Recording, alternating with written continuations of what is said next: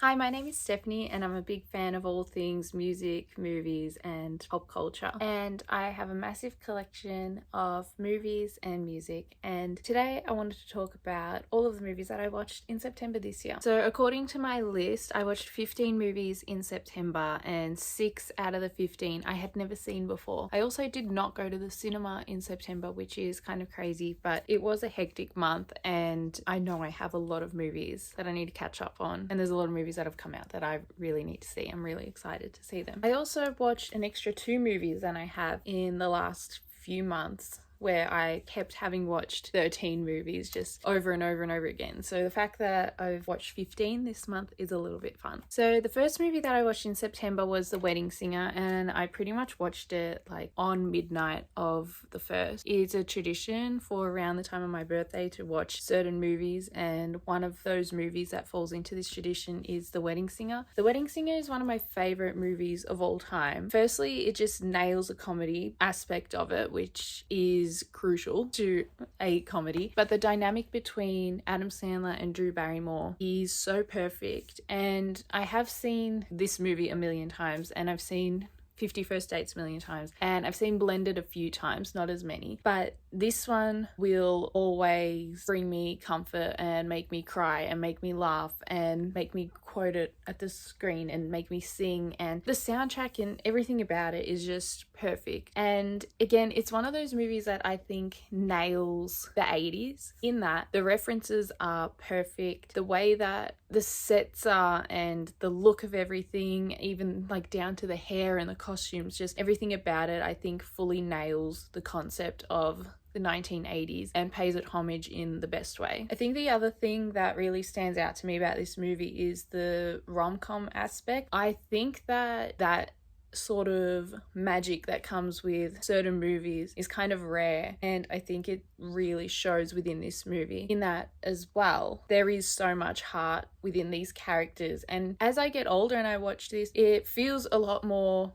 devastating in certain bits than it ever used to when I was, 4 years old watching this. I think that a lot of the really hard-hitting bits are actually especially devastating. And again, it's a movie that I continue to be moved by. This movie is just full of heart. Last year I was on a plane flying to Italy, and I put this movie on because it's a comfort movie, obviously. And the scene in the end, spoiler alert, where they're on the plane was playing with the same sort of lighting that was on the plane when I was watching it, and I was just like full crying. It was a really perfect movie moment for me. The second movie I watched was Vacation, which again is another movie I've seen many times, not as many as The Wedding Singer, but I really enjoy this movie. I love a crude comedy. I love movies that are full on to certain people. I think this one works as well because I'm a massive fan of the original Vacation movies with like Chevy Chase and Beverly D'Angelo. I've seen all of those many times, and I think this being so self-aware works so much in its favor because every second movie now feels like either a remake or a prequel or a sequel. This one is so aware that people who are fans of the originals are going to perceive it that way, and so the hidden references to the original movies are there, and the references to it being a sequel are all there too, and I think it works really well. And I think most of the jokes in this movie are just like, they just make me laugh every time, and I guess that is a requirement when it comes to comedies. I can be pretty picky with comedies because like sometimes you might just like go like funny, but this one genuinely gets like full laughs from me. In my eyes, that is a success. Number 3 is Night at the Museum from 2006, which is a movie that I hadn't watched in a little while. It just happened to be one that I watched with my friend. I love watching Ben Stiller in anything. Like, I love when Ben Stiller is directing, but I love to watch Ben Stiller act. I mean, Meet the Parents and Meet the Fockers are 2 of my favorite movies of all time, and I'll never get sick of them. This movie I think is so much fun. The whole concept of it, again, so much fun, but as someone who loves history and ancient stuff and is intrigued by all this stuff, it's pretty cool to see, you know, historical figures come to life and the animals and all of that, and these jokes that you grow up on because you've seen the movie as a kid. They're so fun to like revisit, and also just like the set and the museum, it just looks so cool. So yeah, this movie is just always a fun time. Number 4 is Clock Watchers from 1997. I came across this movie because last month I watched Party Girl starring Parker Posey for the first time, and I was just like looking through Parker Posey's filmography, which I've seen a few things like Waiting for Guffman and Dazed and Confused and movies like that. I'm sure a few more. This one caught my attention when I saw the poster because I had briefly heard about it. I was like, oh, I'm really intrigued because it stars one of my favorite actresses of all time, Toni Collette, and Lisa Kudrow's in it and Parker Posey, and pretty much it's like about these women who work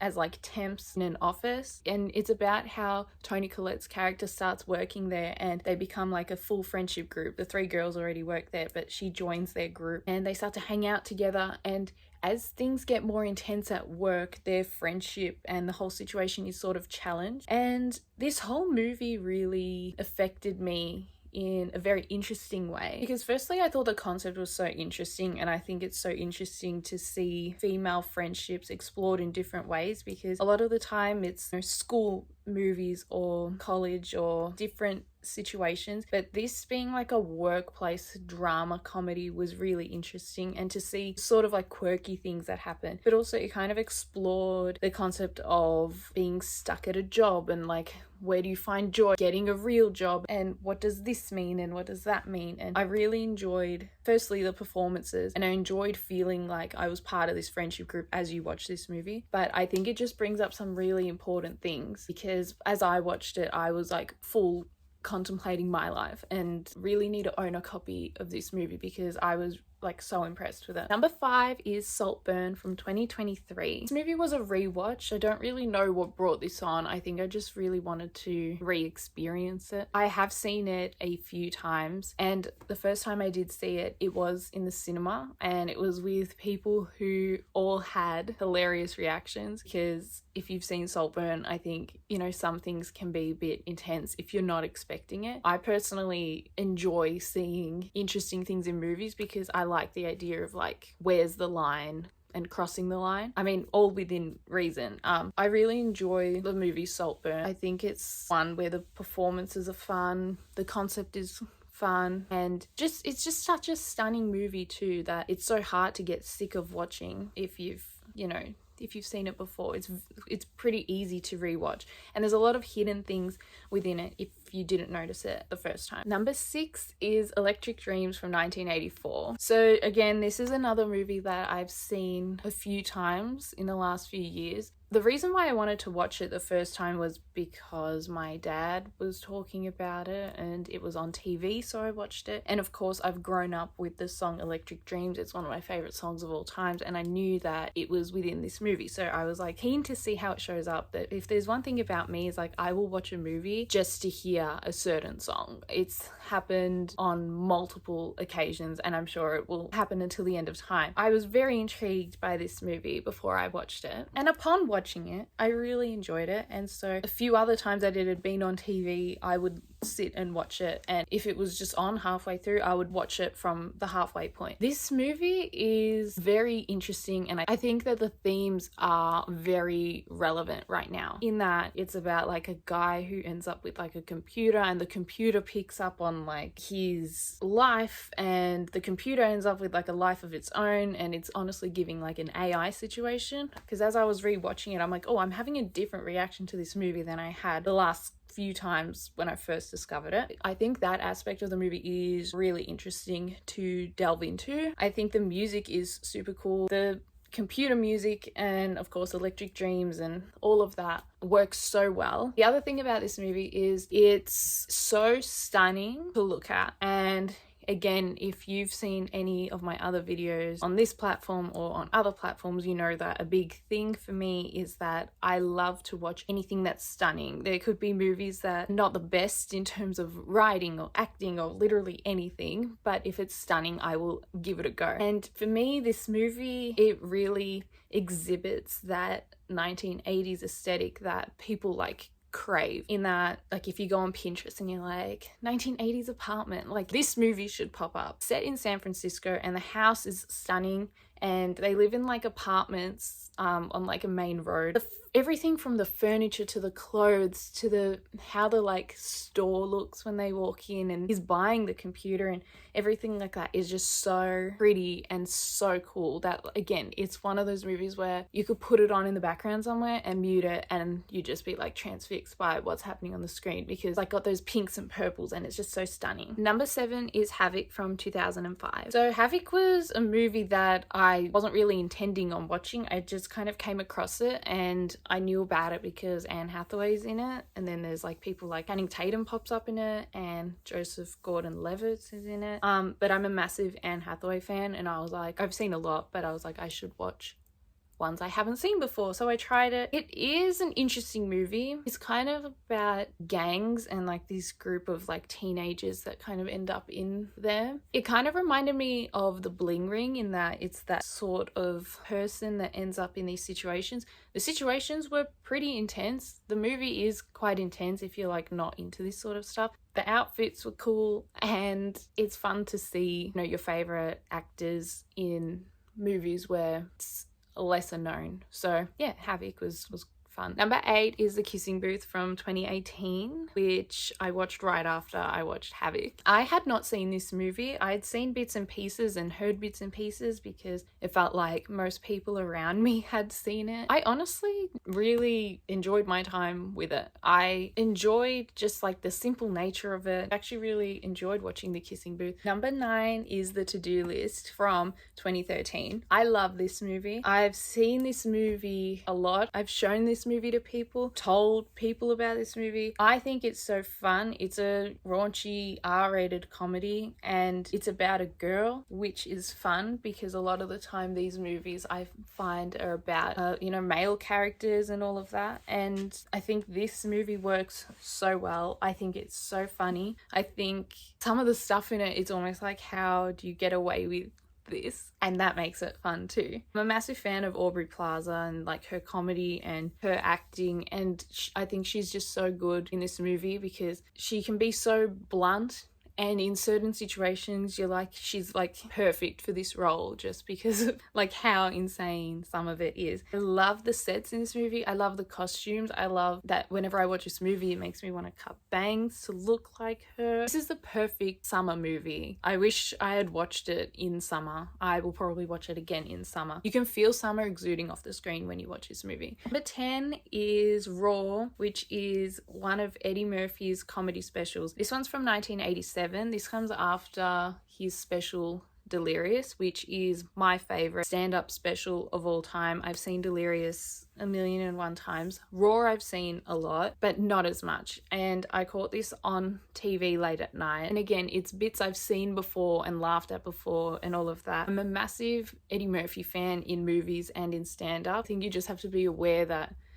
it is pretty edgy, and especially like for its time, and especially even now. And the opening is just so cool. It's like watching a superhero. It's amazing. Number 11 is one of my favorite movies of all time, and it's The Karate Kid from 1984. This is a movie again that I've watched over and over and over since I was a kid, and I think what brought upon this rewatch was that I was feeling it probably a bit down. Whenever I feel that way, I tend to go back to The Karate Kid because it's like the perfect underdog story, and it's the perfect movie to watch when everything kind of feels hopeless, because this movie exhibits that concept of kind of like losing everything and like restarting and having nothing and trying and being defeated and not giving up. It's a timeless tale. It's a timeless formula, but I think the way this one does it, again, it has so much heart. The soundtrack is fantastic. The scenes in this movie and the score is just perfect. I love this movie so much. It's one that I can never, ever, ever get sick of. Number 12 is The Cable Guy from 1996. This is a movie directed by Ben Stiller and it stars Jim Carrey and Matthew Broderick and Leslie Mann is in it. This movie has cult status at this point and I think it's well deserved. I think it's an interesting movie to watch if you're not expecting this is.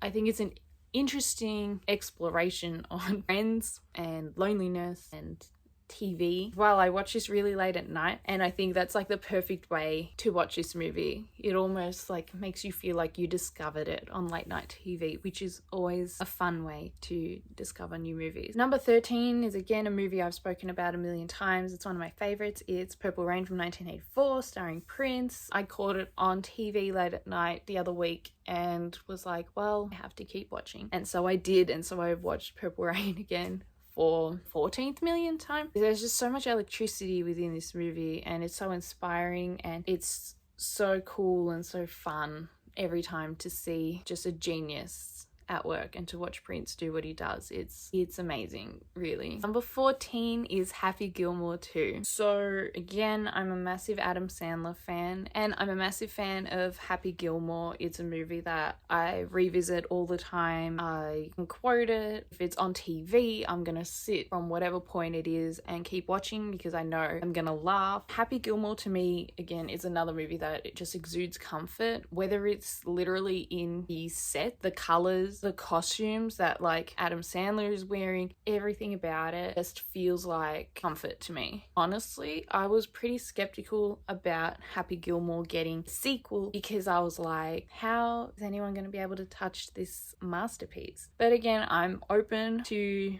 movies and so I let it happen and I found myself laughing pretty much like from beginning to end while I was watching the movie the other day, which made me happy and relieved. Really enjoyed Happy Gilmore 2. I enjoy references to the original movie because like if we're gonna do a sequel like this, it's almost like necessary to, you know, bring back certain people or to bring back certain jokes or to have flashback scenes or moments or references or quotes because that's what we want the audience to be like. Yeah, I know what that is. Hilarious. Yeah, of course, nothing's gonna top anything in Happy Gilmore, the original, but I really enjoyed the sequel. Number 15, and the last movie that I watched in September this year was the movie All of You, which is on Apple TV+. So I feel really lucky in that I am part of Apple TV+'s First Bites Club, which means that they send me TV shows and movies early for me to watch, which is so cool and so exciting. And within that, I got sent this movie, which is called All of You, and it stars Imogen Poots and Brett Goldstein, and it's pretty much like a relationship drama, and it's like this intense two-hander performance from the two of these actors the whole time that was really impressive and really interesting. Briefly, the movie is about this test has been introduced in which people are able to go and find out who their soulmate is. So it kind of gets rid of the dating process if you do not wish to engage because you're told who your soulmate is. And so it's about these friends that are navigating their relationships with and without having this test happen. And